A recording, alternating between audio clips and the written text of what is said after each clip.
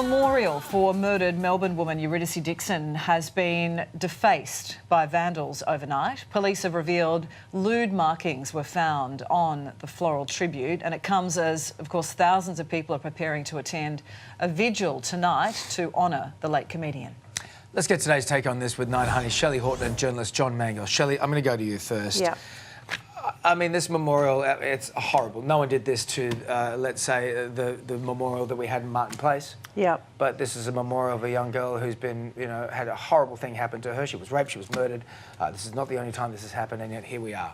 I heard this morning and I actually felt a bit sick. Yeah. I actually felt like vomiting. And I think I've felt upset about this since it's happened, and I've just found that my anger and my sadness is just building and building. It's not dissipating like it would normally. And for something like this to happen, for someone to be so insensitive and so disrespectful as to put that sort of symbol near what happened, shows that there's a difference between men and women. And I think that's probably why I'm feeling so upset about it, because it's reminding me of all the little things that I do every day to protect myself that men don't do. And I just feel little things like I walk my dog at night, and when I walk my dog, I don't have headphones in. I have my keys in my hand and I have my mobile phone in the other hand.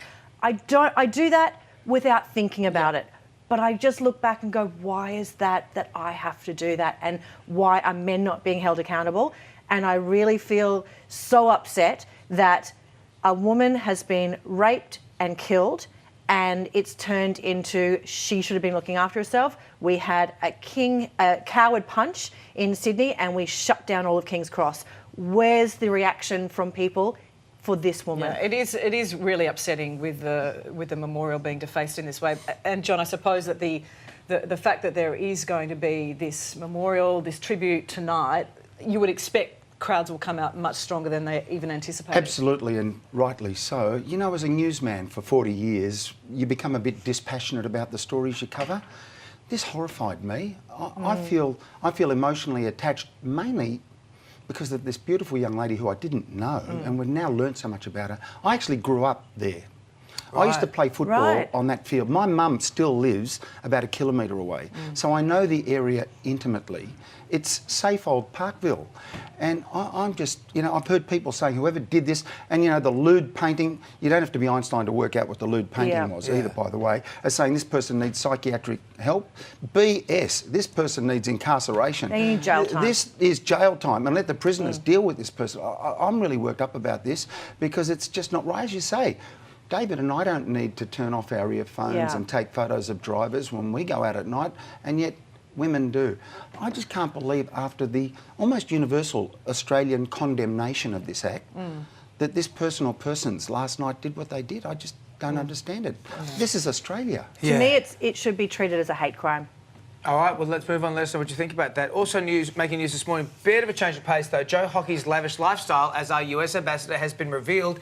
He apparently has spent $70,000 on lunches, dinners, babysitters in 6 months, all in support of Australian businesses abroad. He's a diplomat, John. That's what diplomats do. They spend money this way to make relations. Absolutely correct, and he's been very successful at it. And yes, it seems like a lot of money, but he hasn't gone beyond any of his limits when it comes to spending on laundry and dinners and booze and all the things that diplomats have to do to preserve our trade arrangements. So you're talking of tens of thousands here. Our trade arrangements are millions upon billions that could be jeopardised. And Joe's actually done a really good job, especially during this Trump administration, of maintaining our trade, because Trump wanted to isolate America from everything. Everyone, We could be Canada right now. Now, is he supposed to make his own bed and iron his own shirts? You know, I don't think so. It just seems like a lot of money, but it's within his limits. It is within his limits. However, a lot of people are saying it was Joe Hockey, when he was an MP, who did have that phrase that the age of entitlement is over. Right. Go and get a job. He made a point of,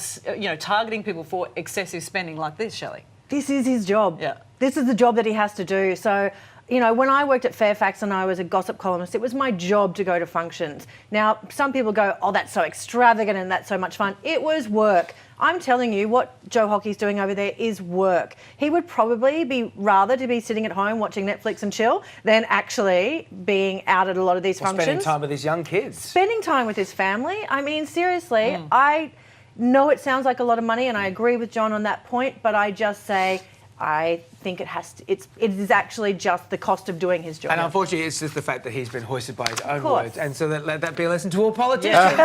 If you want them cushy jobs, we're going to come get you later in the day. And keep your opinions coming on all the matters we're talking about as well. We love to hear from you. Shelley and John, stay with us, because when we come back, the major Australian hospitals that have announced they are scrapping visiting hours.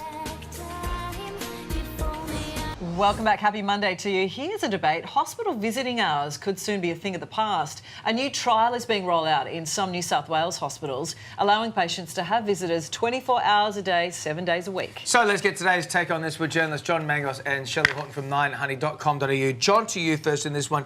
I don't think they mean come 24 hours. At 2 a.m. I don't think they mean that. But what they're saying is that they get upgrades so visitors can stay overnight. Correct. You know, if you've got a young kid there, you don't have to leave and come back. Yeah, I'm definitely going to get splinters in my bum on this one, because I can actually see both sides. Having been in hospital, it's nice to have visitors. The other side of the coin is the disruption to other patients. If you're in a shared ward. Some people, and I've seen reaction to this story, have suggested that this is maybe a sneaky way of reducing the number of nurses, because the loving family members will be doing the will work. go and get the coffee and get them something And and the next bathe thing them. it could be, you provide the meals and you provide... Right, so I don't... You should provide the meals. Something tells me, there is though, that. that the motive is not that sinister. No. But you've got to take that into account. 24 access, yes, it's designed so that somebody can sleep in the room with the loved one overnight to make them feel a bit better at a time when they're down. How can you knock that? Yeah, and I actually also I see those points completely, but I yeah. also like the idea that, you know, if somebody's unwell and that they're in hospital, Shelley, and the doctors or nurses come around giving instructions for when they go home, often you don't take it all in. So having family members around a bit more might actually help with the post-op treatment and care. Yep, I completely understand that. The only thing I will say about this is you also need rest. And sometimes having your family there, chatting to you, fussing over you, you're not going to be sleeping. Or in a shared room with the other person's family. Yeah, and fussing so over them. I think that there still needs to be some sort of rules or regulations that the person who is ill enough to be in hospital, like that's pretty serious, has absolute downtime as well. But part of the design, sleeping overnight, I love you that. You get that, but part of the design of the hours is because we're all working such odd working hours now. crazy You can't hours. confine people to certain windows. Yeah, Let us see know how what the you think trial at home. goes. If this affects you, we want to hear from you. Shelley and John, great to have you both on. Good to see you. Always. Thank you. Great. Now, coming up on Today Extra, inside IKEA.